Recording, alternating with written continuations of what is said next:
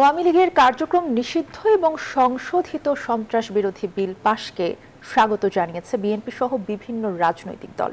দলগুলোর শীর্ষ নেতারা বলছেন, এই আইনের ফলে বিগত সময়ে সংঘটিত হত্যাযজ্ঞ এবং মানবাধিকার লঙ্ঘনে জড়িতদের বিচারের পথ সুগম হলো। এদিকে আইনের অপপ্রয়োগ রোধে এর যথাযথ ও ন্যায়সঙ্গত প্রয়োগের উপর গুরুত্ব দিয়েছে জামায়াতে ইসলামী। আওয়ামী লীগের কার্যক্রম নিষিদ্ধ রেখে বিল পাশকে স্বাগত জানিয়েছে ক্রিয়াশীল বিভিন্ন রাজনৈতিক দল। বিএনপি বলছে, এই আইনের মাধ্যমে ফ্যাসিবাদের বিচার সম্ভব। আমি মনে করি আওয়ামী লীগ বিগত সময়ে এটা রাজনৈতিক দল হিসেবে তাদের যে রাজনৈতিক চরিত্র থাকা দরকার ছিল, সেটির পরিবর্তে তারা একটি ক্রাঞ্চি রোলের ভিতর চকলেট ক্রিমের filling, all time cream roll, মুখে দিতেই স্পেশাল ইনসাইড।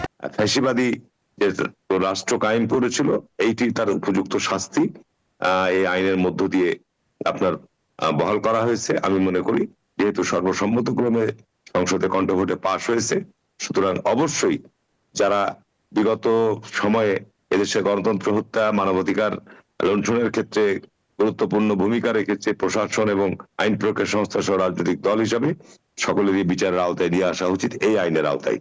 নতুন বিলটি আইনে পরিণত হওয়ায় স্বাগত জানিয়েছে বিরোধী দল জামাতও। তবে আইনের যথাযথ ও নিরপেক্ষ প্রয়োগ নিশ্চিতের দাবি জানিয়েছেন জামায়াত নেতারা। এই প্রেক্ষিতে আমাদের অবস্থান আগের মতো, তো আইন যাতে আইন প্রণয়নটা বড় কথা নয়, যে কোনো আইন প্রয়োগটা হলো বড় কথা।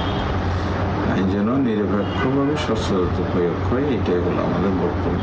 কেবল কার্যক্রম নিষিদ্ধ নয়, আওয়ামী লীগকে দলীয়ভাবে বিচারের মুখোমুখি করার দাবি এনসিপির। আমরা আপাতত স্বস্তি জানাচ্ছি এই অধ্যাদেশটিকে আইন করার জন্য। আমাদের আগেও একটা দাবি ছিল, এখন আমরা সেই দাবিটা জানাচ্ছি যে দল হিসেবে আওয়ামী লীগের একটা বিচারিক প্রক্রিয়ায় তাকে নেওয়ার জন্য, অর্থাৎ আদালতের মাধ্যমে একটা বিচারিক প্রক্রিয়ার মাধ্যমে দল হিসেবে আওয়ামী লীগকে অ্যাকাউন্টেবল করা উচিত।